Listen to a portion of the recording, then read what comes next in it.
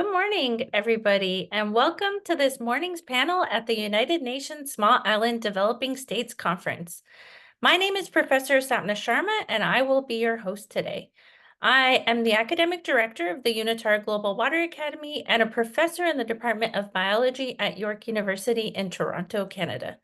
We are pleased to offer translation for this event and all future events via the built-in closed captioning tool in the Zoom ribbon. Please use the tool ribbon below to access the translation in whichever language works well for you.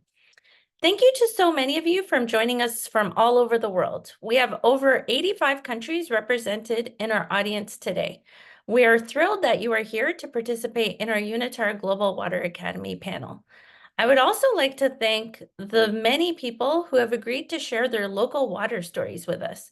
My team of students at York University will be contacting you over the summer to learn more from you and to ultimately share some of your water experiences on our online platform. You can visit our Unitar Global Water Academy online platform at www.globalwateracademy.org. I would also like to take a moment to acknowledge our partners today for this event across York University, Unitar, Nova School of Business, and our panelists from the University of British Columbia, University of Delaware, and the International Water and Sanitation Center. I would also like to take a moment to thank all of the people from York University and Unitar, in particular, Mr. Stephen Joyce and Dr. Richard Vogt, who have been working tirelessly behind the scenes for all of their incredible support for this event. Next slide, please. Before we begin, I would like to begin our session with a land acknowledgement. As this town hall is virtual and we are not all gathered in the same space, I recognize that this land acknowledgement might not be for the territory that you are currently on. We ask that if this is the case, you take the responsibility to acknowledge the traditional territory you are on and the current treaty holders. You can learn more about the Indigenous communities in your community by visiting native-land.ca.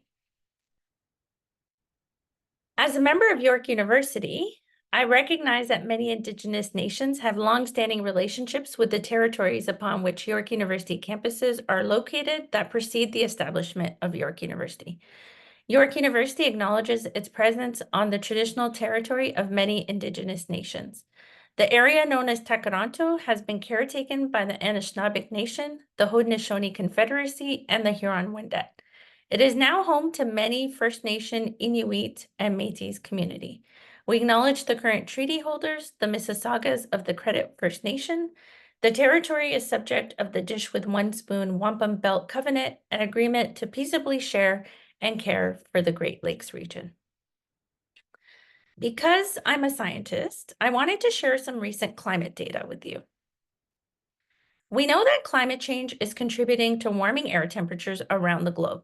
For example, in 2023, global air temperatures were 1.48 degrees Celsius above pre-industrial levels. You may remember that at COP28 in December 2023, governments agreed to increase ambitions of their national climate commitments to limit air temperature increases to 1.5 degrees Celsius, so approximately to the levels that we're experiencing now. In addition, precipitation patterns are changing. Some regions are experiencing persistent long-term drought, whereas others are experiencing wetter conditions. At the same time, extreme events are becoming more common with increased frequency and intensity of storms and heat waves around the world. Here in this figure, you can see weekly sea surface temperatures from the Caribbean Sea. In gray, we have annual weekly data from 1981 to present, whereas the red line is the 1991 to 2020 average. Climate scientists tend to use 30 to 50-year averages, what we call normals, and the reason we do that is to remove the interannual variation that could be attributed to weather. But what you can see is in May 2024, sea surface temperatures are higher than any other year in the last 45 years, with sea surface temperatures approaching 85 Fahrenheit, which translates to over 29 degrees Celsius. Well, why do sea surface temperatures matter? Well, for a variety of reasons. But once sea surface temperatures exceed 28 degrees Celsius, fully formed hurricanes are more likely to undergo periods of rapid intensification, especially when wind shear isn't strong. And this brings me to our panel today. Next slide, please. Specifically focusing on the impacts of climate change on island economies. The important thing to note about economies of small island developing states is that they're especially vulnerable owing to their small sizes, remoteness, freshwater scarcity, and high susceptibility to extreme climatic events and global economic markets. Next slide, please. Today, we have assembled an inspiring group of panelists who are dedicating their life's work to leaving the world a better place. During this panel, we hope to further explore economic considerations in islands, but also offer solutions and pathways forward. We welcome you to use the question and answer function in your Zoom toolbar to pose questions to us during the panel discussion as the speakers provide their remarks. We'll try to answer as many questions as we can live, and I encourage the panelists to respond to questions in writing that we see as they arrive, or we'll connect with you afterwards to answer any of your questions. And so with that, I would like to introduce Mr. Alex Mejia, Director of Unitar's Division for People and Social Inclusion, as well as the Senior Manager of Unitar's Social Development Program, for welcoming remarks from Unitar. Thank you, Alex. Thanks to you, dear Sapna. It's quite a pleasure to be here. Before we begin, special appreciation to the university is represented here, in particular to York University. This Global Water Academy wouldn't be possible unless York University would have helped us. It's, of course, the vision also of President Lento, who will be speaking very soon, and the vision of my Executive Director and Assistant Secretary General of the United Nations, Mr. Nikhil Seth. I'm speaking today on behalf of Mr. Seth to welcome you all, distinguished panelists and participants. So let me tell you that on behalf of Unitar, this event entitled Building Resilience in SIDS through Blue Economy Innovation, and particularly focus on linking sustainable economic growth and freshwater security, it's an important effort, an important dialogue that will be recorded and then, of course, further disseminated too. So to all the participants that are with us here today, our sincere appreciation for the hour and a half that you will be giving us. As we focus on the importance of this event, we want to express also our appreciation particularly to Dr. Sapna Sharma, who is the engine behind all these things that we do. Dear Sapna, thank you for bringing us together. Now, very shortly, because this is happening as a side event in the framework of the SIDS4 conference happening in Antigua and Barbuda. My colleague, Ms. Marion Bartolomé, who's also a division director at Unitar, after President Lento give us proper inaugural remarks, will be taking the floor to give us some comments from the floor.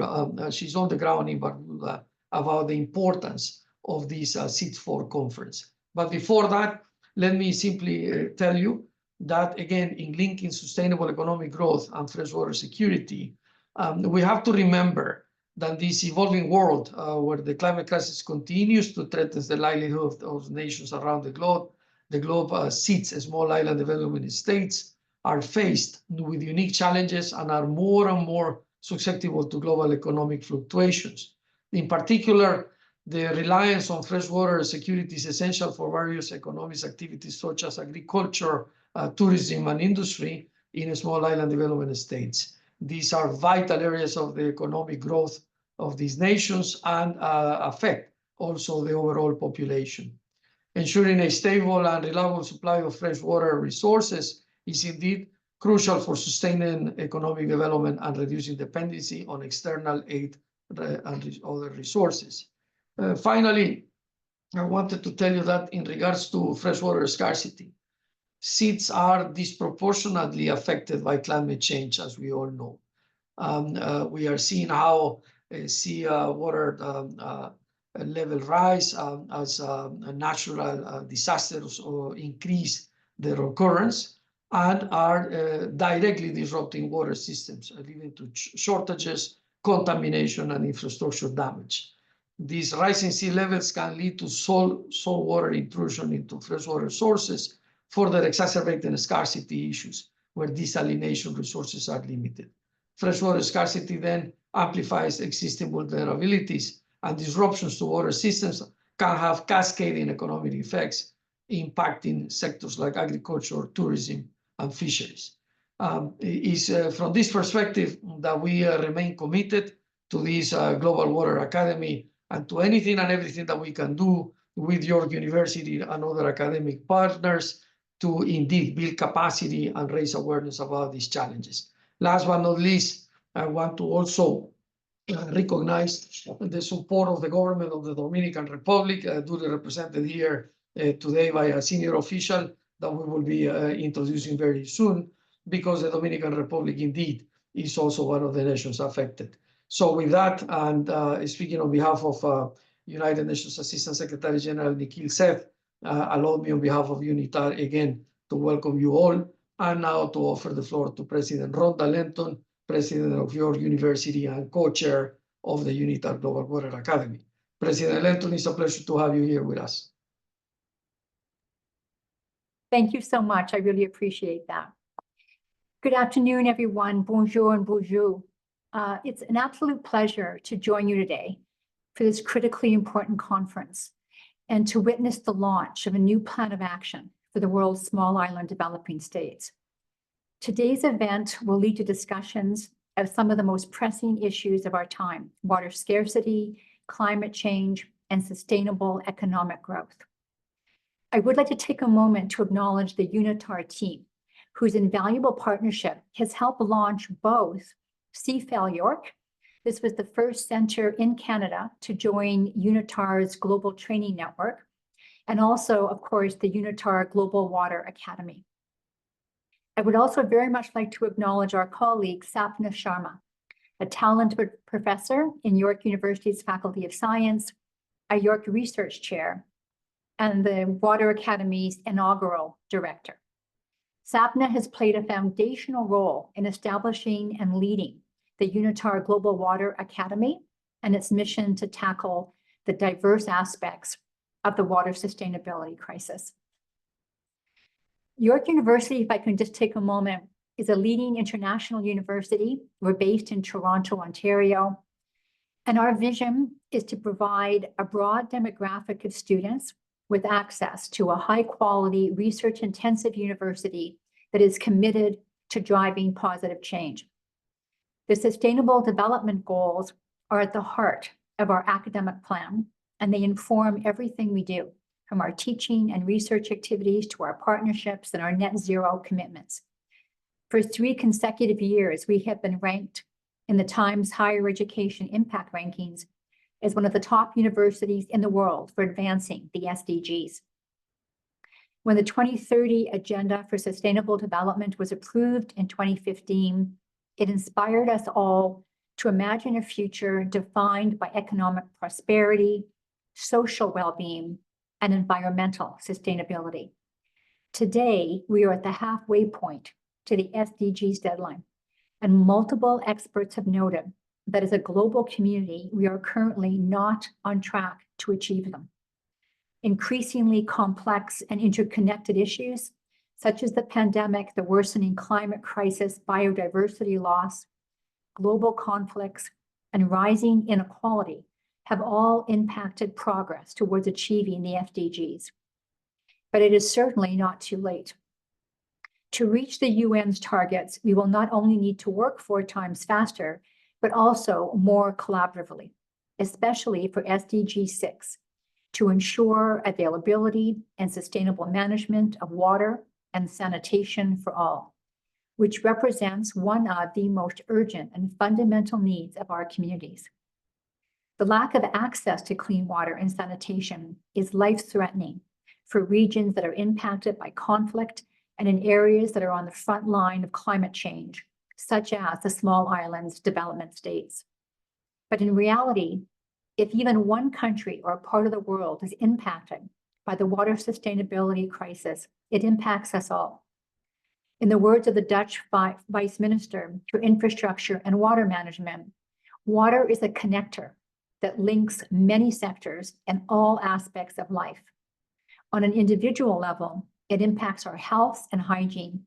On a larger level, it plays an essential role in promoting peaceful and thriving communities and economies. Water truly is a connector, and I hope today that everyone here will be connected as well through the Unitar Global Water Academy.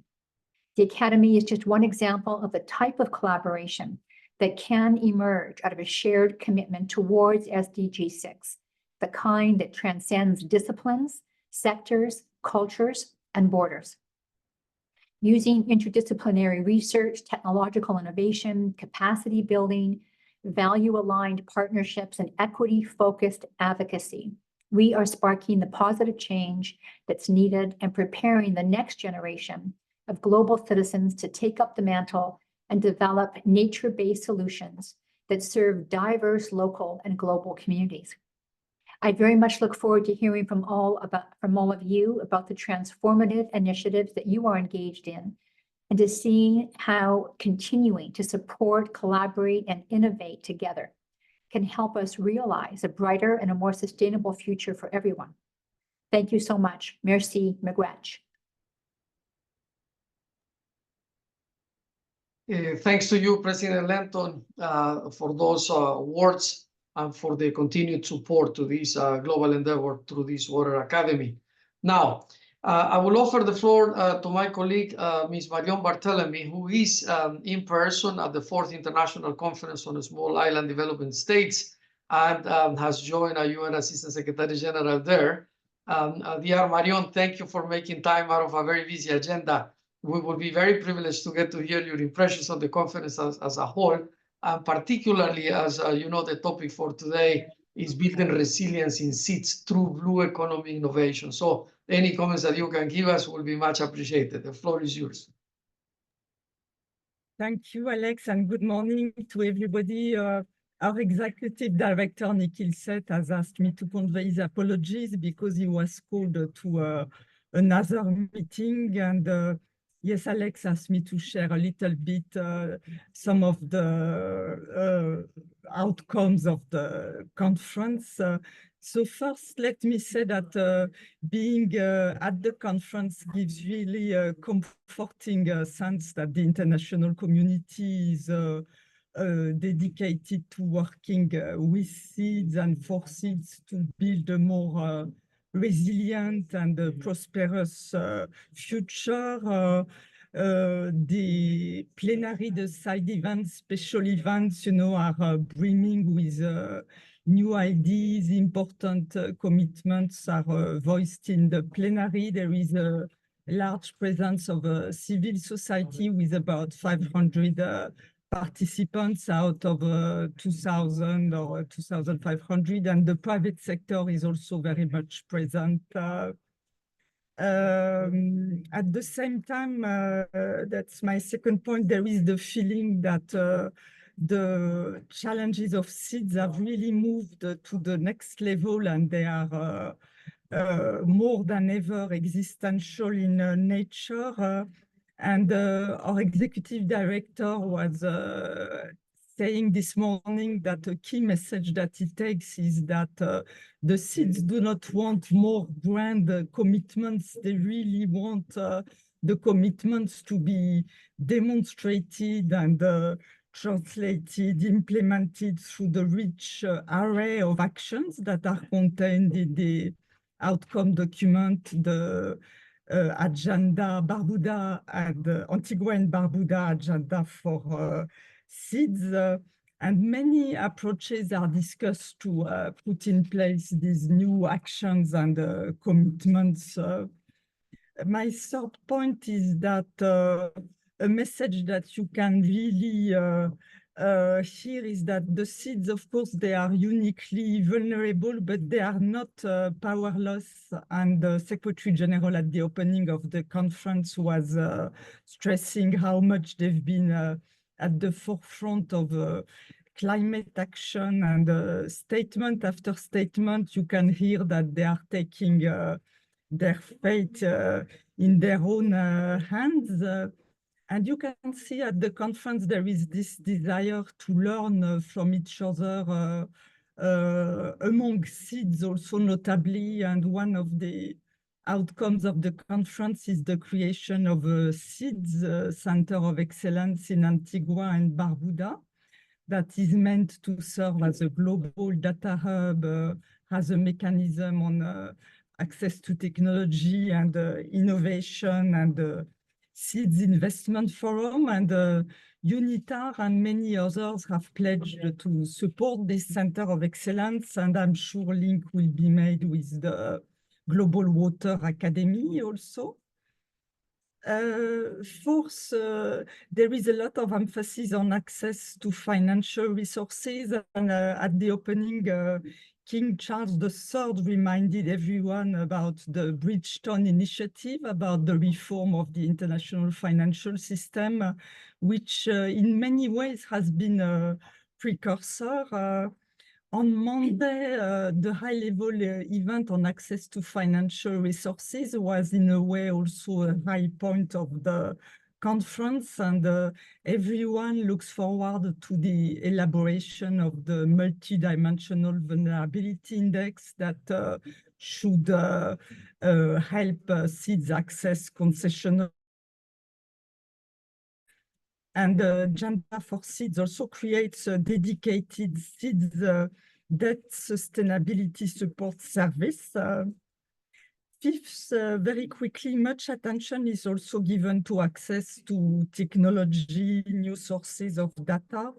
And we had a Unitar'S side event on Monday that gave this message very strongly and discussed the various data sources SIDS can use in policy making, including satellite images. And our executive director was saying that he trusts that ultimately action against climate change will be moved forward by a major advance, in science, in addition to the mandatory and voluntary commitments on climate change.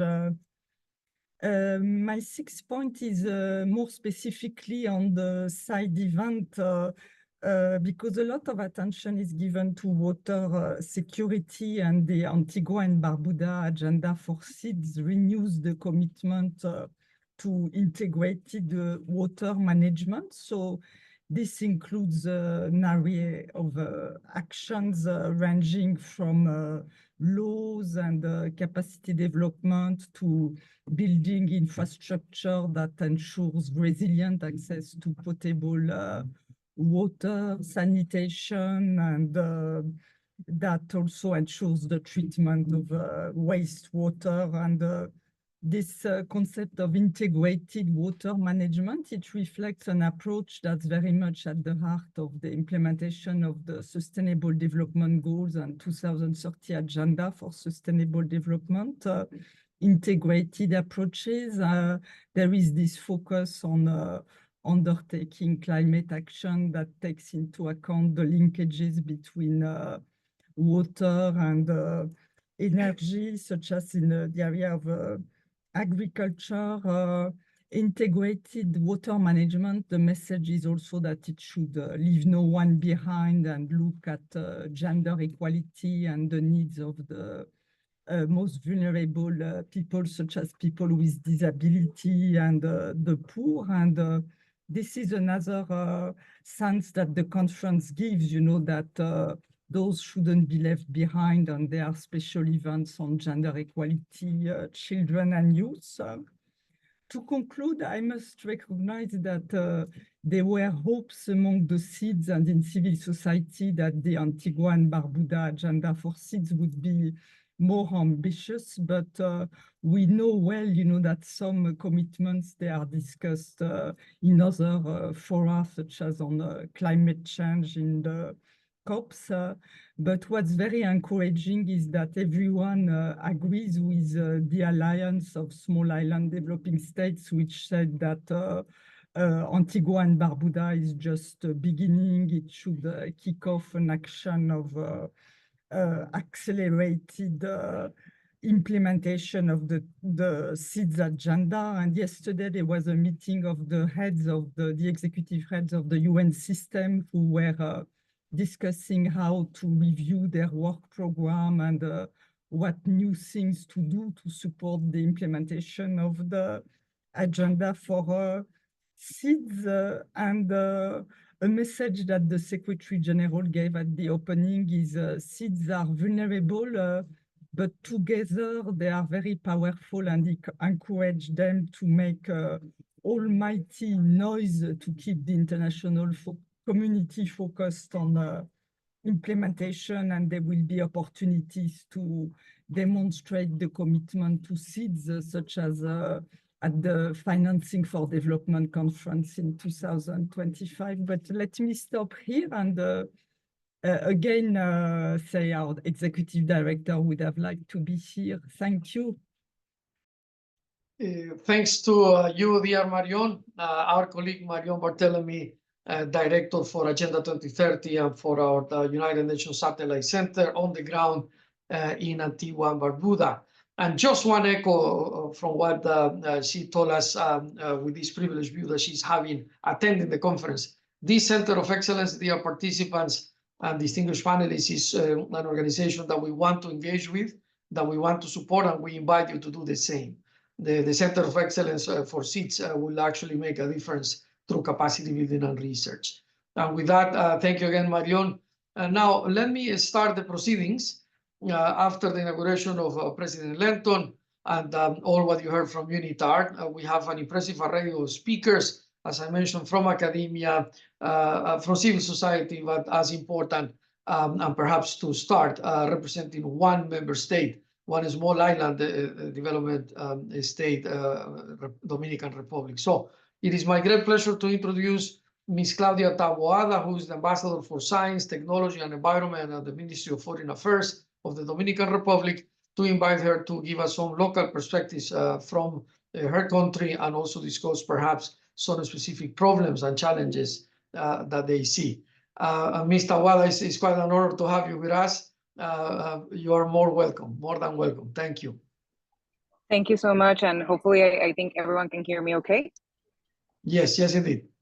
Yeah, well, thank you again for the invitation, and certainly right now I'm in Antigua in the SIDS4 conference, so it's certainly a bit hot here and a bit uncomfortable to find a quiet place, but hopefully you can all hear me. I wanted to start just addressing the fact that, and I think it's something that we all usually highlight, the fact that due to our isolated nature, ensuring water security in a small island developing state is an existential issue, especially for countries as we recognize like Dominican Republic. Since our island nation depends heavily on rivers, groundwater, and rainwater harvesting, we are essentially vulnerable to the impacts of climate change. As such, the Dominican Republic is working diligently to meet the challenges of securing its freshwater resources. I really like a bit of this connection that I saw in the note on water and blue economy and oceans, because I think that we are entering a time where we're highlighting even more the interconnectivity of all these issues. Our country's geographic location and vulnerability to climate change means it continuously faces challenges that affect its socioeconomic development and sustainable growth. These include the deterioration and destruction of freshwater sources caused by the increasing intensity and frequency of extreme weather events and natural disasters, the rise in sea level, pollution, drought, and many other obstacles. In order to protect and prevent further damage to our environment and freshwater resources, we must certainly implement sustainable approaches to our development. And one way that we seem to achieve this is by embracing the sustainable use of ocean resources to benefit economies, livelihoods, and ocean ecosystem health through the adoption of blue economy strategies. For the country, a blue economy translates into increased quality of food production, food security, improvement of the energy supply, and a holistic approach to the environmental protection. And of course, I don't want to miss the opportunity to highlight something that we must consider, the special vulnerability that countries like Dominican Republic have to sea level rise And it was something that was highlighted in our Minister of Foreign Affairs speech here at SIDS4, especially highlighting the fact that we could see in a near future not only coastal disturbance, but also saline intrusion. So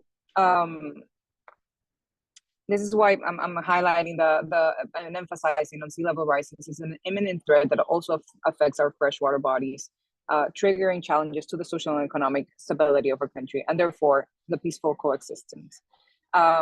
There is a particular nature of the island that we inhabit here. In my country, in Dominican Republic, the island of the Hispaniola, because we share territory with Haiti. And unknown to many is that we also share 6 transboundary water bodies that are constantly threatened by all that was mentioned before. Based on how the rise in temperature will affect the coast at the end of the century, sea level rise will generate significant land loss and greatly damage the southern zone and the eastern zone of the country, including our capital, Santo Domingo, where a high percentage of our population lives, but also where a lot of our tourism is being developed. The threat of imminent land loss may cause internal displacement, forced migration, generating all that we know that comes with that is social instability and demographic tensions. As I said, all these concerns were highlighted in the speech made by our Foreign Affairs Minister, Roberto Alvarez, here at the general debate at the SIDS4. And since this is a country, and like most of the Caribbean states, are dependent on tourism, we cannot ignore how this sector is threatened by issues like the sea level rise, among other emerging risks that we are experiencing, such as the massive arrival of sargassum, which has deepened our vulnerability and limits our response capacity in the face of threats, such as, for this reason, Dominican Republic has held a strong position in international forums to defend the priority of keeping the temperature rise at 1.5 degrees Celsius, and in subsidies to polluting industries, ensuring more efficient and quality financing for climate change, especially adaptation, and having concrete results with the Loss and Damage Fund, which luckily we were part of the transition committee that finally gave us the authorization of this fund. But furthermore, sea level rise not only threatens our freshwater security, but also any kind of approach that we have to developing blue economy. According to the World Bank, it is estimated that the Dominican Republic may lose 13% of its territory by 2050, putting international cooperation at a risk and generating conflicts in the region, further stalling and even destroying this much needed development. We recognize that implementing blue economy strategies can translate into industrial growth for ocean-related industries, generating direct and indirect jobs, as well as increasing tax revenues and in turn promoting foreign direct investment. Additionally, the research and technological innovation that a blue economy carries with it can help generate export opportunities for products and specialized knowledge. We also recognize that it is for us important to develop the development of coastal tourism, marine renewable energies, marine biotechnology, aquaculture, especially with an approach to sustainable fishing, which can strengthen the country's food security and sovereignty. But despite its benefits, of course, we also see a number of challenges and limitations that we understand have to be addressed to ensure its long-term success. First, there needs to be an integrated and long-term approach to marine resource management. Proper management of marine resources must consider the multiple impacts of human activities and the effect of natural phenomena on marine ecosystem. This includes combating water pollution from land and marine, and implementing responsible fishing practices to avoid overfishing. These actions, they all not only need the implementation of policies and regulations, but they also need a lot of funding for real transformation of our systems. And it's essential for us as well to establish a strong governance at different levels, starting from local communities, local governments, and going up to governments, business, nonprofit organizations, which we've always had a very holistic view on how it should be approached. And finally, we understand that blue economy must be inclusive and equitable, benefiting all stakeholders, especially when it comes to coastal communities. And for this, we also see that when we see with a lot of positive possible results, the fact that we are generating so much traction, having a full year, and we'll be coming from 2 years from this, talking about oceans, talking about the relation that it has, ocean health, and the preservation of our biodiversity, marine biodiversity, when it comes to economic growth, when it comes to securing other aspects of our nature, considering the importance that oceans have for environmental protection. So I'm not a person to speak for very long, but certainly just want to close just saying that we recognize that time for action. We have always been saying in multilateral forum that the time for action is now. But I do think that, and maybe share a bit of what we've seen here at SIDS4, is the fact that we've seen a lot of more concrete proposals for a way forward. And in a holistic manner, in an integral way, so that we can see the interconnection of all these topics. Thank you again, Alex, especially for the opportunity to be here, and hopefully we can continue collaborating in spaces like this. Thanks to you, Excellencia. Thank you for giving us those remarks, rather holistic, and also for highlighting how a country like the Dominican Republic actually sees these challenges. So we will pass now to the second component of this most excellent side event. And before I pass the microphone to my colleague Sapna Sharma, who will moderate the rest, and then will give us some concluding remarks, I simply want to tell you, dear participants, that we are delighted to have very distinguished and prestigious academicians from the University of British Columbia, the University of Delaware, York University, of course, and also a non-governmental organization that we certainly respect in IRC WASH, working, I believe, in at least 8 countries, benefiting more than 3 million people. It's quite a pleasure to see how this panel will evolve. So with that, again, on behalf of Unitar, thank you for allowing us to be part of this first part. And from this point on, our colleague Sapna Sharma chairs this event. Dear Sapna, the floor is yours. Thank you so much, Alex. And thank you to everyone thus far for your very enlightening and also positive remarks where we're headed in the future for small island developing states. And I think, so moving forward, we're going to reach our second part of our session today.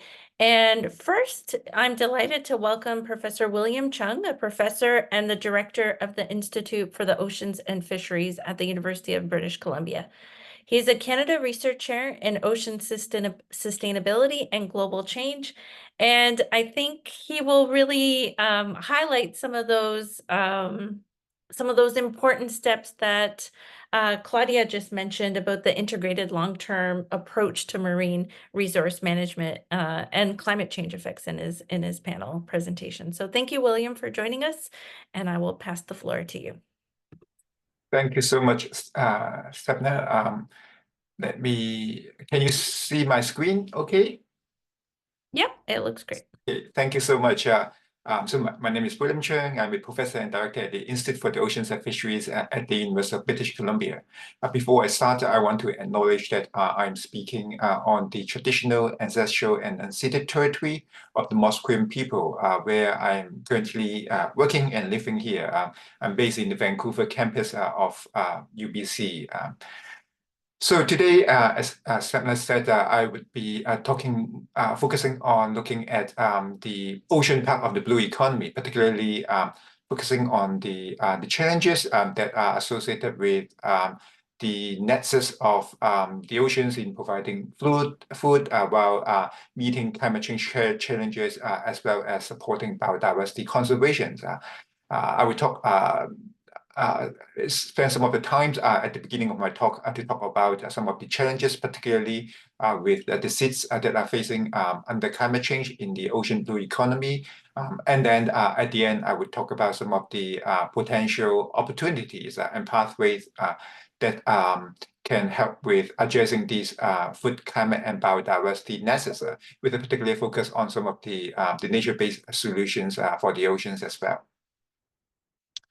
So as previous speakers have already really highlighted succinctly, that the human well-beings in SIDS are really dependent on the environment and the oceans. It is dependent on marine biodiversity, marine ecosystems that support food, livelihood, and cultures across different SIDS nations and communities in the world. And the oceans is also an important component of moderating climate. It absorbs more than 20% of the carbon dioxide that we emitted, as well as more than 90% of the excess heat that we generated from human activities. So without the oceans, the marine ecosystems and the dependent human communities would not be able to survive. However, as also highlighted before, that the ocean's capacity to support biodiversity and human well-being are being challenged. We know that there are already existing threats from human activities such as overexploitations, pollutions, habitat change, invasive species in areas across SIDS that are challenging marine ecosystems, marine biodiversity in providing these essential services for the dependent human communities. At the same time, although the oceans are doing a big job in climate moderations, but at the same time, it is also suffering from various changes in ocean conditions. We talked about previously a lot about ocean warming and sea level rises. But in addition to that, we are also seeing ocean deoxygenations and ocean acidification that have direct and indirect impacts on both biodiversity as well as dependent human communities in SIDS. And just to highlight the importance of the oceans for SIDS, for people in SIDS, living in SIDS, this is an example from the capture fisheries side. This is based on this is a figure that shows the total fisheries productions or catches through capture fisheries in SIDS across the oceans. You can see that the overall fisheries catches are contributing to around 3.6 million tons of biomass as fisheries catches, and contributing, which is amounted to around $6.3 billion US per year in 2019 values. And the catches has been increasing in general since the 1950s. But then in recent years, I think in the last decade, there are signs that the catch has peaked and is leveling off, which we have seen in different time periods for different countries around the world. So I think the questions that is really important to ask is what would the futures look like for seafood productions from the for SIDS, and particularly under the challenges that we are facing with climate change and also other human drivers such as overexploitations, habitat destruction, and things like that. And to focus more on the climate change challenge, Sebna already shows the worrying trends of the temperatures that we have seen in the past century, and particularly with the extreme high temperatures that we have seen last year. And with the ocean climate modeling projections, such change seems to be will continue in the future, particularly if we are not mitigating climate change effectively.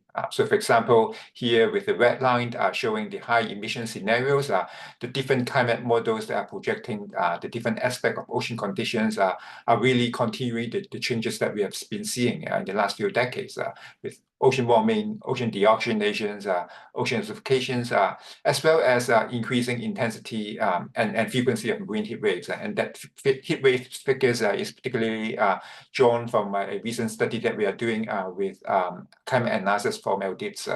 But then such trends are fairly similar in many of the other situations as well. So how does these changes would affect fisheries catches? I think one of the key things is that it affects marine organisms directly, particularly those that are important for fisheries. We know fish and invertebrates, their ocean body conditions are really affected by environmental conditions. For example, for fish, they prefer a certain temperature to live. And when temperatures increase or decrease beyond the preferred temperature range, their body functions will decrease. At some point, when temperature is too high, some of these species may not be able to survive too. For mobile species and many of the other invertebrates as well, with changing ocean conditions such as ocean warming, species will try to adjust by shifting their distributions to area where they can find a suitable habitat for them to live. So for example, in the northern hemisphere, we find that species such as tuna will shift their distributions to high latitude regions where temperature generally will be cooler than lower latitude area, and so they can maintain the preferred temperatures in the environment with ocean warming. But associated with that, it means that there would be disruptions on ecosystem structures, interactions between predator and prey. At the same time, it would challenge ocean conservation because if a protected area, for example, is designed for protecting certain species, and those species shift away from those protected area, it really affects the effectiveness of the intended targets of those conservation areas or protected area. At the same time, previously it was mentioned about the transboundary challenges under global change. And I think in this case, this also challenge transboundary fisheries management with the shift in fish stocks. Particularly, for example, when some of the countries have their exclusive economic zones that are closely aligned with one another, shift in resources from one country to another would means that there will be disruptions on the sharing of transboundary fishery resources, such as tuna. And these changes in the ecosystems and fish stocks and fisheries are already being observed. So it is not something theoretical. This is based on the assessment by the Intergovernmental Panel on Climate Change. They assess the available scientific evidence on the different aspects of changes that have been observed in the past and published in the literature or with formal records. What they find is that for small islands, we have been already seeing a high confidence with changes in ecosystem structures, shift in species distribution range, as I mentioned, changes in the timing or phenology of biological events. And some of these changes, as well as the changes in ocean conditions, have also driven a decrease in fishery yields. And so this means that we are already seeing many of these changes, and that with the projected changes in ocean conditions that I just showed you earlier on in a few slides, this change will continue, particularly if we don't mitigate climate change effectively. And one of the things that we've already observed in terms of changes in fisheries is that we are seeing a shift in species distributions, species compositions. So this is figures that is drawn schematic representations of a study that we conducted in 2013 that look at global fisheries catches and assessing the changes in relation to changes in ocean temperature. What we find is that with increasing temperature, the catches are increasingly dominated by warm water species, which in this figure is denoted by the redfish. And particularly in the tropics, because the fish are mainly dominated by tropical species, and that there's no expansion of range of other species into the tropics because it's already in the hottest part of the oceans. So with extended warming, it means that there will be a decrease in species diversity because some of the species that cannot adapt to the warmer waters will not be able to survive there, leaving there mostly the climate and warm water resilient species. And that's what we have been seeing in the fisheries catches in the past. So I think just to get to the next slide, that this is the projections that is showing the impacts of these shifts on biodiversity in the oceans. And these are focusing on the SIDS study that we did with the FAO, showing that with climate change, we will be seeing a substantial decrease in potential species species as well as fisheries catches across the exclusive economic zones of the SIDS countries. And because I'm running out of time, I see Stepna is already showing her video. I want to show you the last slide, talk about the potential solution pathway that we really need to integrate solution pathway that come across the interactions between food security, biodiversity conservations, and climate change, and that provide equitable and sustainable ocean futures. And to do that, I think there are good opportunities with various types of solutions and ocean-based solutions, and nature-based solutions can play important roles in here. And this is, again, based on the IPCC assessment. And it shows that many of the nature-based solutions, such as habitat restorations, transboundary management of resources, spatial management, such as protected areas, climate-adapted fisheries management, have already shown to have a high effectiveness, high feasibility, and high co-benefits, meaning that even besides climate change, it is also supporting food security, supporting biodiversity conservation. So these has really good opportunities as really important pathways to achieve sustainable and desirable ocean futures. But all of this relies on good climate mitigation as well. So with that, thank you. I'm sorry to taking a few minutes more. Thanks. Wonderful. Thank you so much, William, for providing such an excellent overview of climate, energy, food, and economic impacts for small island developing states. Thank you for joining us. Next, we will hear from Dr. Caterina Fonseca. Dr. Fonseca has been part of the IRC management team and is the director of her own consulting company, Pulsing Tide. Welcome, Caterina, and we look forward to your remarks.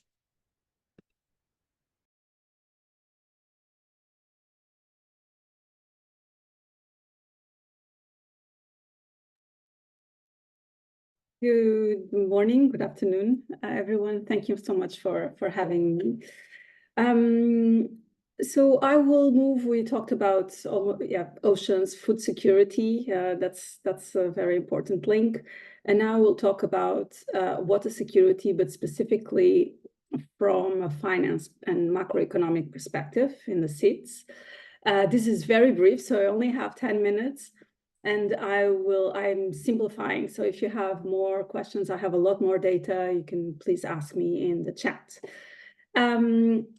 So I will, let me see how I change the slides. I will talk about what are the major sources of funds for water sanitation and hygiene, which I will abbreviate as WASH, so this is drinking water supply.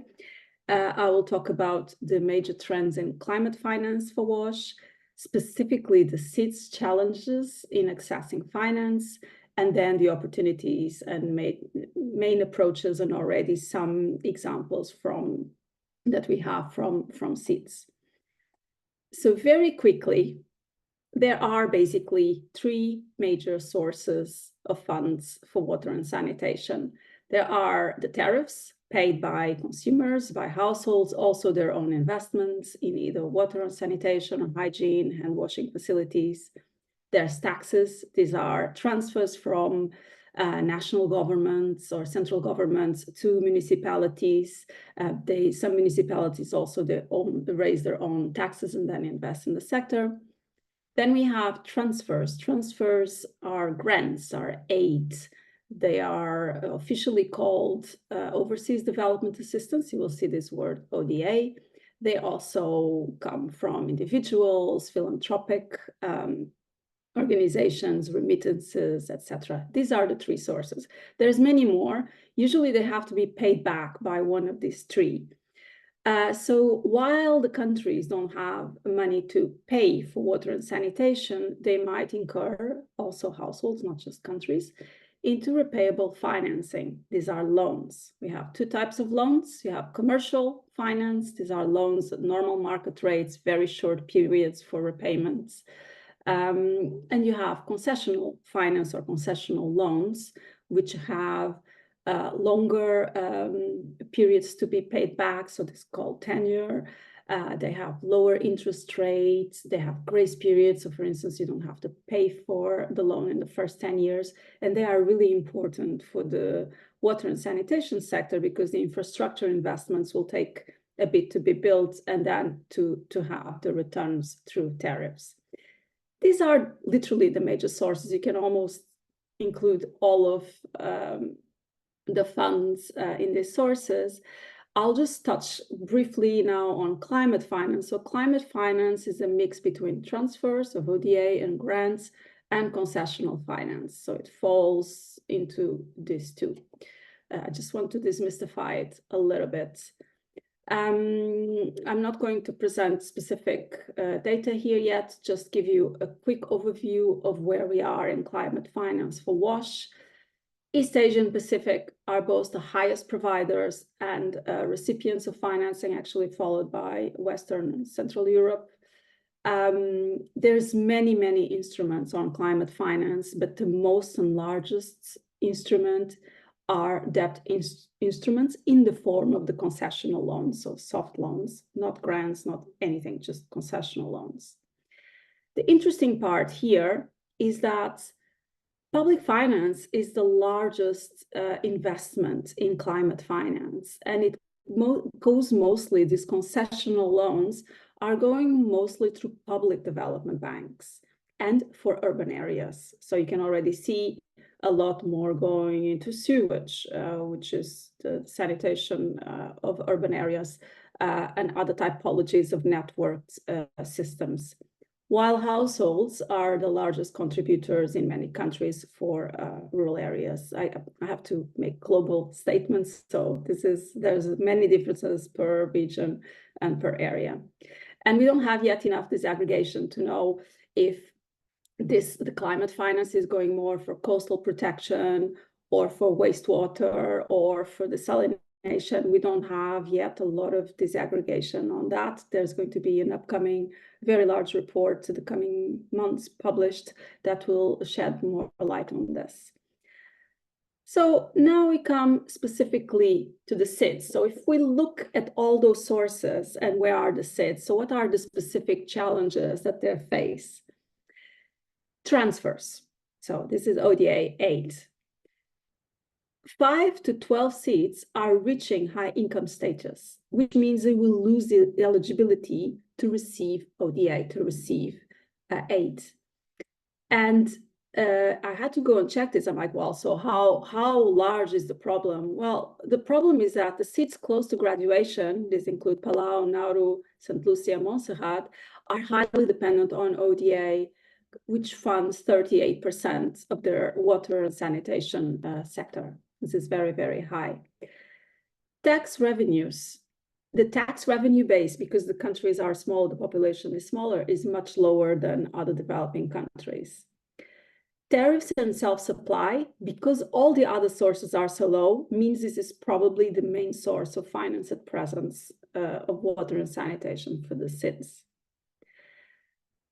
Repayable finance. SIDS have greater levels of debt to respond to all the natural disasters and economic shocks, and they are much more indebted than the other developing countries.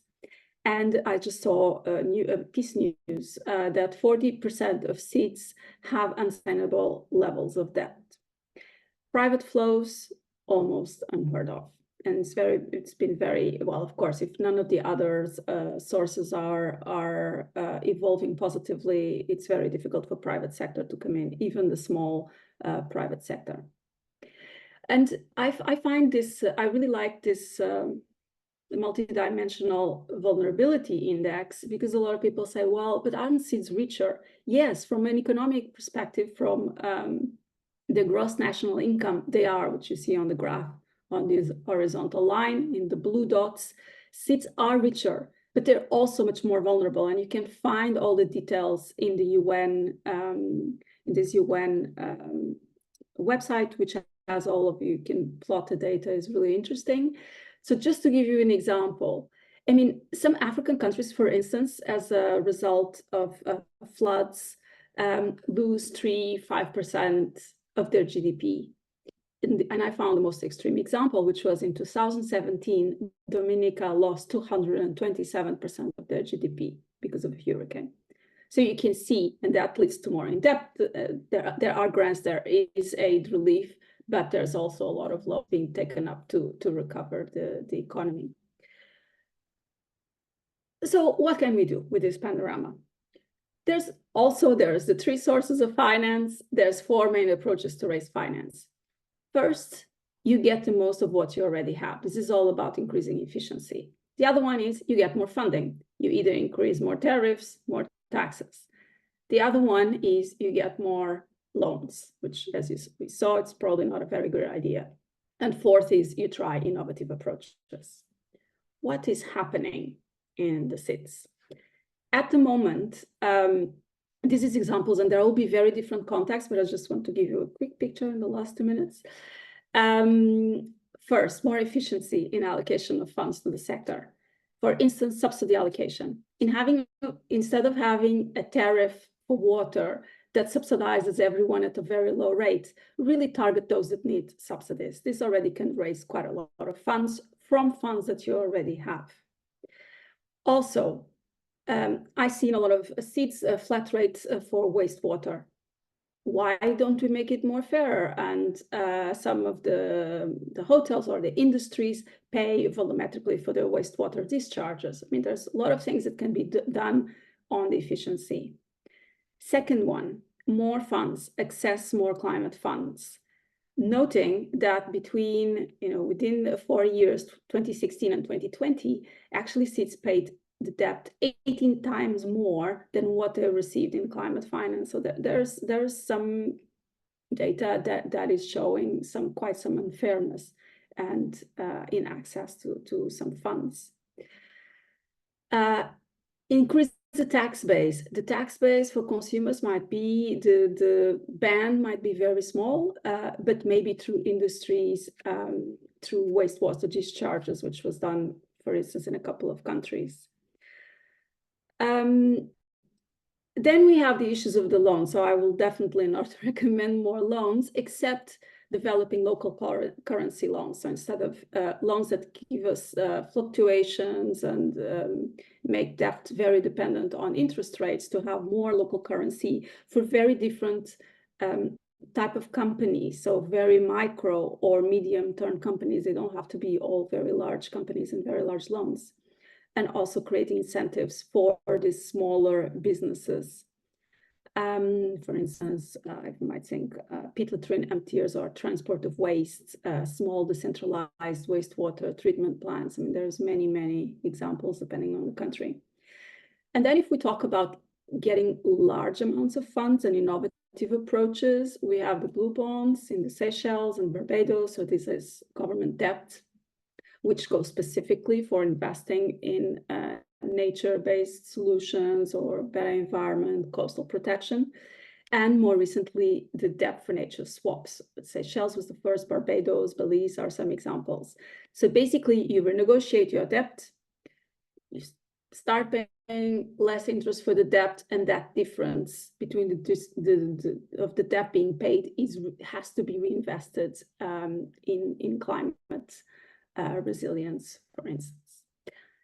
How to go about this? I recommend to all the countries to have adopt WASH finance strategies, but specifically for SIDS, you need to take into account the graduation, because unlike other countries, you will not be eligible for ODA quite soon. So you need to find what are these other sources of funds. There's a whole manual on how to develop finance strategies, which you have the link. I know that I'm almost done. If you want to know more, join us in the WASH Academy. There is a session on climate in the advanced course of finance. You can also, I would recommend to do the whole finance course. Any questions, you can reach me. And over to you, dear chair. Thank you so much, Katerina. That was really comprehensive in the 10 minutes. I know you have so much experience working around the world, and thank you for taking some time to highlight some of the important initiatives that you see were relevant here. So thank you for that. Next, we're going to hear from Dr. Yvonne Su, an assistant professor in the Department of Equity Studies at York University. And we're going to change our focus to a larger island. to hear about lessons that Professor Sue has learned with her research in the Philippines. Over to you, Yvonne. Thank you, Sapna, and thank you everybody for joining. It's a very interesting and exciting conversation and quite diverse, as you'll learn from what I'm going to talk about now. So in terms of economics, a lot of people like to talk about what will be gained if there are certain things that happen, but it's really important to talk about what will be lost. What will happen if we don't do certain things or don't take certain actions. So what I'd like to focus on today in my 10 minutes is sharing knowledge, learning from the Philippines, which is where I've done work for the last decade or so on post-disaster recovery and resettlement. And a lot of my research is supported by by SSHRC, which is funding in Canada. So here we go. So one of the most important things I want to highlight is that SIDS are not the world's experimental playgrounds. So something that has been taking place in a lot of the literature on climate-induced displacement, on resettlement, and SIDS in general is that we'll see if certain things happen. We'll see if by 2050, certain islands become uninhabitable. We'll see if certain water issues are as big as people are concerned about. Well, I don't think it's quite fair to see them as an experiment or a lab to test certain things because they're at the forefront of the fight against climate change. I think we need to look at other countries, other islands that have already experienced a lot of the disproportionate challenges and consequences of climate change, and not put the disproportional pressure on SIDS, and again treat them as they are some type of experiment, and we can learn lessons from what happens to them. There are already lessons from other places that can be learned. And one of the things, of course, is when it comes to the World Risk Index. So this is the first world index that got created in 2011. And as you can see, Asia, Africa, certain parts of Latin America, but in particular, Vanuatu and other island states like Tonga and Tuvalu have had the highest disaster risk index year to year. Every year from 2011 to 2021, Vanuatu has been #1, as well as these other islands. So they are very high up there on disaster risk and exposure and vulnerability. But recently, from 2022 to 2023, the Philippines have taken the top spot as being the country with the highest disaster risk. And then just to illustrate how far or how worse things have gotten, this is what the index looks like in its coloring for 2023. So just to have a quick look, every country is basically red, pink, or a variation of it. And then if you go back to the one from 2011, the change is quite dramatic. So we are really putting ourselves in the trouble in terms of climate change. Now, a lot of my work and a lot of these lessons come from Typhoon Haiyan, which struck in 2013 in the Philippines. It was one of the strongest storms ever recorded. Officially, 6,300 people died, but the unofficial numbers are about 10,000 to 20,000. There was a strong storm surge that most people said destroyed about 90% of Tacloban's buildings to a certain extent. So as a result, you can imagine a significant amount of relocation and resettlement and rebuilding had to take place. Billions of dollars in loss in a huge undertaking in terms of rebuilding all of this infrastructure, including water. And one of the big undertakings, of course, is simply relocating. A lot of the politicians, for various reasons, certainly politically motivated, as well as just for economic reasons, wanted to relocate a lot of the communities that were living in the coastal areas, away from the coastal areas, for purposes of disaster risk and safety. But unfortunately, a lot of times in the past, and it is in the case in Tacloban, it's changed to commercial purposes. So what you notice is that they had previously no build zone, and that made a lot of sense. You don't build here, it's dangerous, it's sea level rise, storms, etc. And then as a result of the pushback, as people wanting to live there and concerned that their livelihoods and their homes are no longer where they have been historically, the government changed it to a no dwelling zone. So instead of no building completely, they changed the word to no dwelling. So then commercial purposes, companies, hotels can be built there. So those are important things to consider, because in terms of small island developing states, a lot of planned relocation, hopefully, as opposed to just relocation as a response to disaster, will also be taking place and has already been taking place. So those are the lessons I want to focus on. And one of the really important higher level things is that global assistance on climate change impacts cannot be temporary. It needs to be well planned, proactive, and long term, with a significant amount of community consultation and involvement.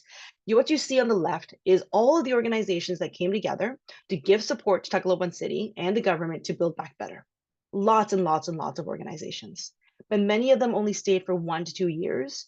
The few organizations that were really heavily invested in rebuilding probably stayed for 5. Very few stayed for 10, but they probably stayed longer mainly because their projects were delayed, not necessarily because they had the intent to stay longer. But what you see often is this rush of people that want to help, and then they don't actually stick around, which is extremely unfortunate for all the communities that are involved in this, and something we can definitely avoid. Oh, sorry. So in terms of the relocation, so these are some of the examples of the houses that were built after in the many resettlement sites.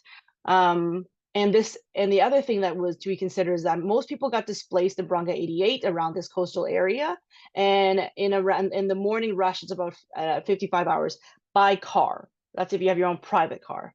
If you were to take transit, it would take much longer, and you often have to change several times. From a jeepney to a tricycle to a motorbike, and it's very challenging to get up there. And one of the reasons Tacloban North was chosen as the place to resettle a significant amount of these people was simply that land was cheap. So we were making lots of short-term decisions on costs as opposed to what the people really need. As you can imagine, that area being quite completely undeveloped before the resettlement sites, there's no infrastructure. There's no water infrastructure. But there's no sewage infrastructure. There was no electricity for a very long time. So for a while, these buildings, these homes were getting put up, but they didn't have the water connection. They didn't have the electrical connection, and they would just sit there empty. And politicians and NGOs would be like, why aren't you going up there? Why would they go up there if these essential services are not there and it's not been well planned? So what you see is a lot of people waiting on water. So here's a picture of the city driving up its truck. And that's what it is. People have to just wait and wait and wait with their jugs to get the water that they need for the week, or sometimes they come several times a week, but sometimes they don't come at all as a result of issues or poor planning. So most of the sites took about 5 to 8 years after the Typhoon Haiyan to get an actual proper water connection. And then one of the lessons, of course, is that there's the lack of water infrastructure has economic, gendered, and long-term psychological implications. From an economic perspective, if you don't have water, you can barely go about your day. But how could you run a business? How would you be able to run any business if there's no water connection and no sustainable, reliable water connection? So people trying to do agriculture up there, trying to start their own business. It just wasn't happening, even though those were well written into the development plans and the various strategies and the nice posters and presentations that people give of all these grand things that can happen in Tacloban North. All of it was bottlenecked because they just didn't have this type of infrastructure. The other aspect is it's quite gendered. So a lot of the men in the communities actually would commute back to their old homes, whether it's built or before it was demolished, and they would often resume their old livelihoods. So they would commute or live down there and go back home go back to the resettlement site on a weekly basis. So that left most of the resettlement site to be filled with women, and the women to be waiting in line and getting these water jugs for the week. And it was so gendered that when we did one of our surveys, we've done multiple rounds of surveys trying to understand how they are how their situation is in these resettlement sites. About 80% of the respondents of our 400 people survey were women. The men were just not around. So there's those aspects as well. And of course, there's just the long-term psychological implications of being put in this location far, far away from your friends, your old community, with lacking infrastructure, waiting all the time. Sorry, and just being told again and again and again that things are coming, but they're not. And all of this is just due to poor planning. And in the case of planned relocation for SIDS, it really needs to take best practices from other countries and learn from their mistakes. So many mistakes have been made and so many projects. And there's a lot that we could learn from just evaluating them, investigating, and of course, discussing best practices as well, because not everything is there definitely are best practices. And I know I'm running out of time, but I also share one because it's quite nice. Plan International Philippines has been working in the Philippines for 20 or so years. And they instead of doing a separate resettlement site, they chose to build in place. So they would rebuild the homes that were lost in downtown Tacloban. And one of the things is they had a child positive or child centric approach to rebuilding. So they brought the community together. They asked the community to choose who were the most vulnerable. And often the people that emerge from that are those with disabilities, and often invisible disabilities, widows, many invisible aspects that you wouldn't necessarily get just from doing an assessment on paper and knocking on doors or being in an office where people come in to talk to you. So the community was able to prioritize which groups, so which households needed more help or needed a new home more. And then because of the child-centric approach, they actually got children to choose the colors to repaint the new homes. So their old community, which was completely destroyed by a typhoon, is going to get rebuilt in a way where the kids have some ownership. The school will be red, the homes will be green, etc. So that was quite beautiful, and that's a positive story. So I will conclude by saying that it's extremely important to have extensive and proactive community consultation and involvement. I think this is absolutely mandatory for any type of planned relocation that's going to happen in SIDS, and of course with the priority on water infrastructure. Okay, thank you, Sapna.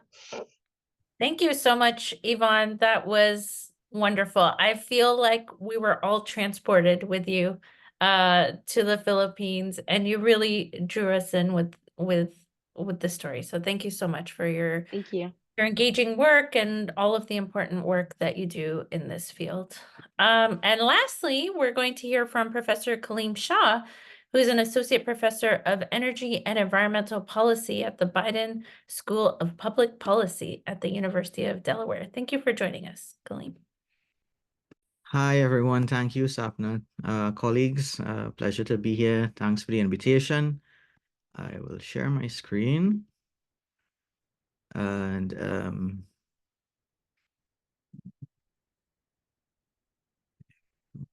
play. Great.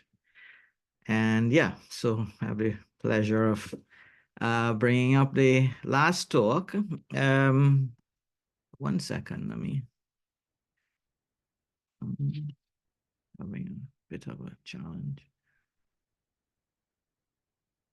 Okay.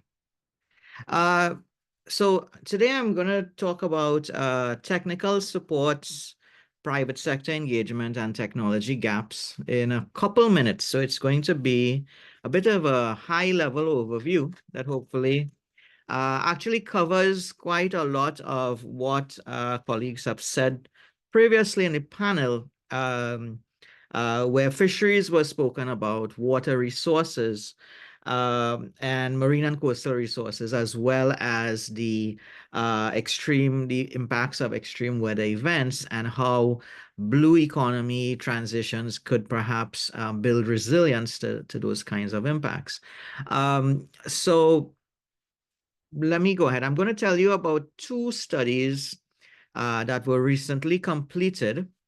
Mostly one of the studies would be about is done by I did this study for the Inter-American Development Bank.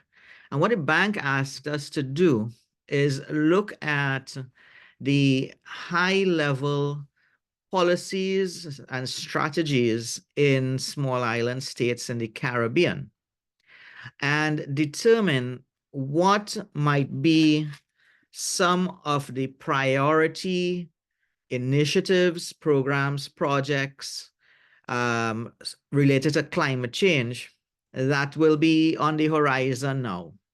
Okay, so perhaps from now to 2030, what would be on the government's minds about the priority projects that they need to implement? So to do this, we looked at the existing NDCs in 13 English-speaking Caribbean countries in the study. And we also looked at the NAPS, National Adaptation Plans, which exist for about half of those countries. So just about 7 of those countries, 13 countries we looked at, have approved national adaptation plans.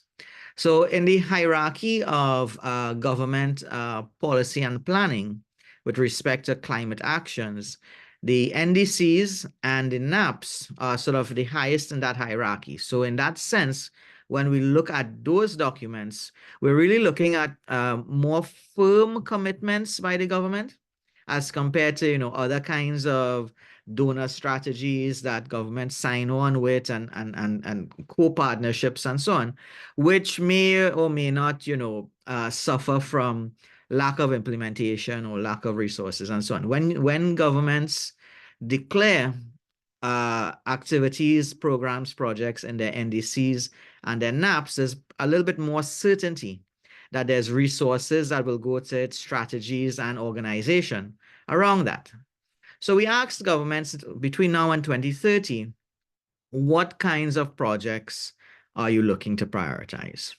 And with respect to this discussion today on the blue economy, what we found across the 13 countries is about 16% of the projects envisioned will be purely around those blue economy themes. Fisheries, water resources, coastal and marine resources. What we find is another 21% of projects, so 244 initiatives across 13 countries were identified as priority climate action projects, right, by 13 governments.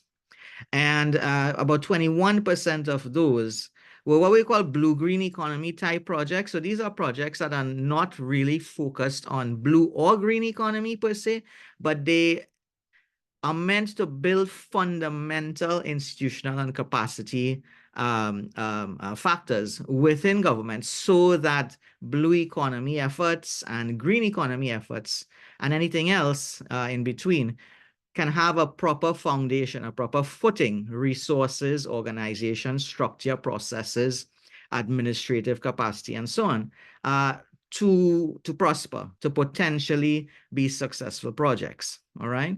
So what we do see still, and this is sort of an interesting reality, is that across these 13 countries, a lot of the NDC commitments, which are largely on the green economy side, there's a heavy mitigation versus adaptation component to the existing NDCs. And much of the NDCs have not been achieved yet. So in actual fact, what we see happening is a lot of the NDC intentions will continue to be prioritized, or they roll over into this next iteration over the next 5 years to have to happen, all right? So there is something of a tension between a newer, I would say, a more recent realization that the islands need to focus more heavily on adaptation issues and less so perhaps on mitigation, because obviously we're not heavy CO2 emitters in the global sense. But there's sort of that legacy overlaps. This is an interesting conundrum because of the limited finances that were talked about previously. All right. So that's one of the first interesting things that we see happening. There's growing interest in blue economy, in focusing more on adaptation and blue economy and less so on mitigation. But pretty much still, a lot of the investment is and still will roll under energy security, energy resilience, things of that nature, right? Green economy. So that's one of the first sort of challenges we have when we talk about building out blue economy as a development strategy. This sort of another piece of this is if we look exclusively at the 40, 44, 45 or so initiatives, blue economy initiatives, out of that, 244 initiatives that are priorities for these 13 countries, if we look at the 40 plus purely blue economy types projects, the objectives of governments tend to be to enhance environmental and sustainable practices within those specific blue economy sectors: fisheries, water resources, coastal and marine resource management, etc. Other objectives that governments have when they design projects are to reduce risk, build capacity, market development and entrepreneurship comes up in a lot of those project objectives as well. And then policy and regulatory framework. And then, several other pieces fit in there. So that's also an interesting finding of how these programs and projects that are on the priority list of these governments, what their objectives are structured to be. The second point I want to make from this Inter-American Development Bank study is we asked governments about the kinds of technical assistance supports that they need to build out blue economy initiatives.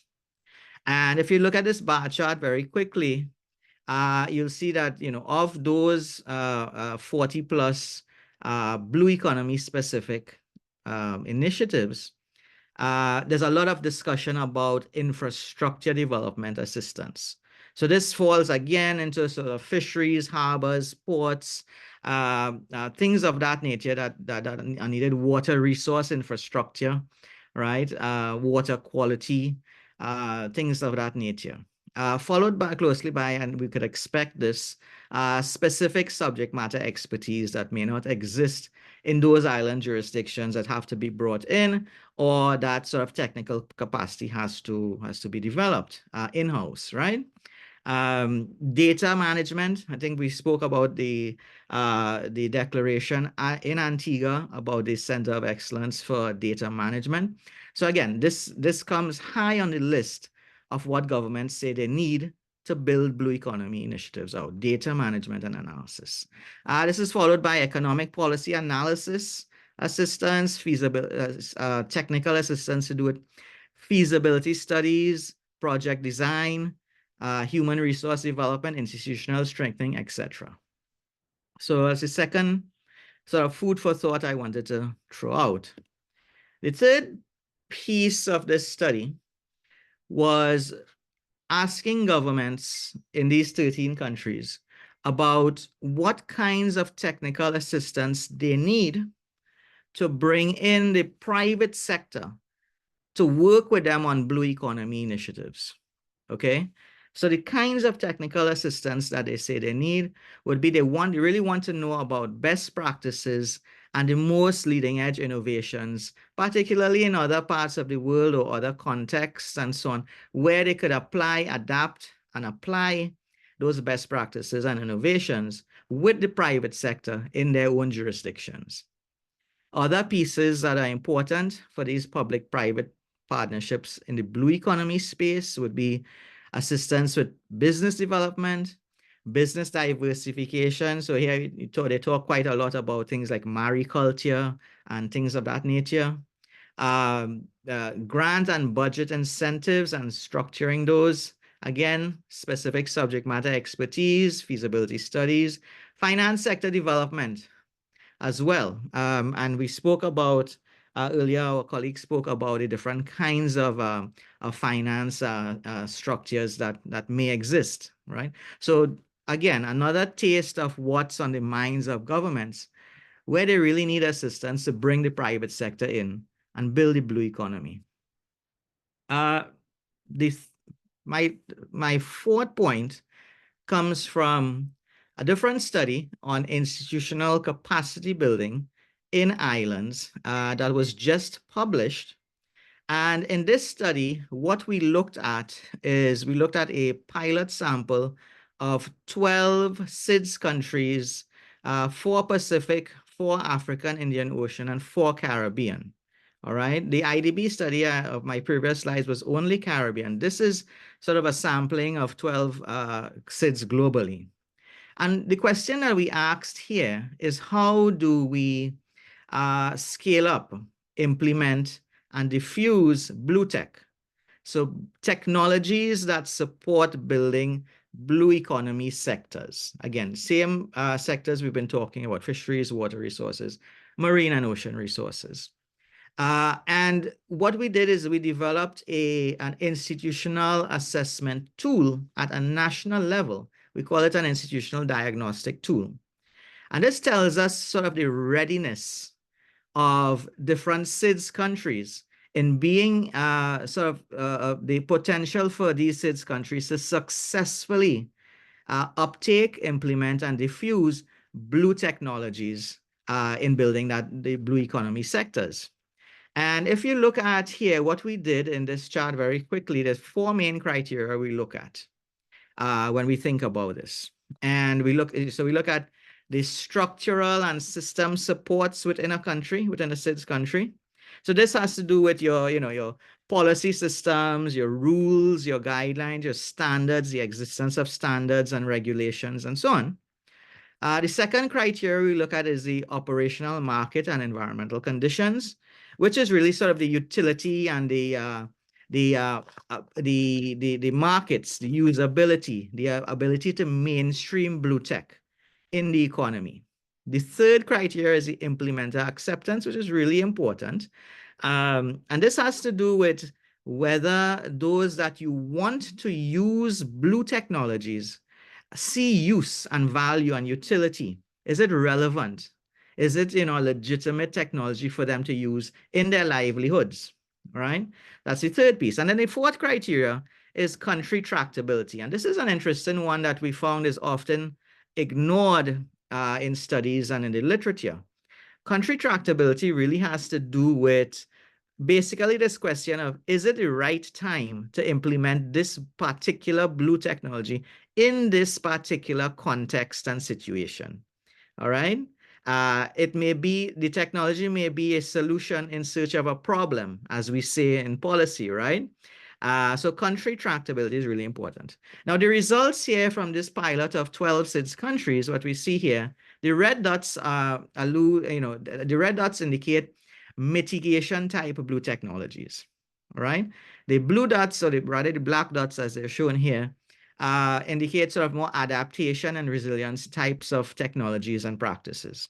And on a scale of 1 to 5, we can see where these SIDS countries lie in terms of their ability to uptake, implement, and diffuse blue tech. So, I mean, just looking at this very cursorily, not going into the details, you can see that we're very mid-range, right? Between 3 and 4.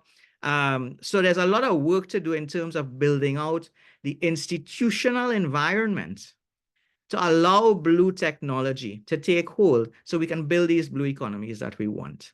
I see Sapna there. So that's all.